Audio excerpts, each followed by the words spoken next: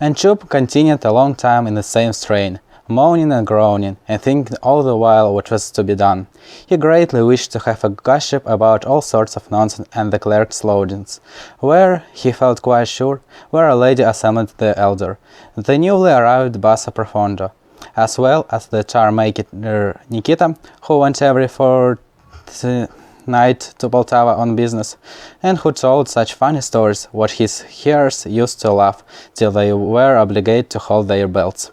Chup even saw in his mind's eye the varinucha brought for upon the table. All this was most enticing, it is true, but then the darkness of the night put him in the mind of the laziness which is so very dear to every Cossack.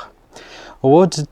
it not be well now to lie upon the oven, with his feet drawn up to his body, quietly enjoying a pipe, and listening through a delightful drowsiness to the songs and carols of the gay lads and maidens who would come across under the windows?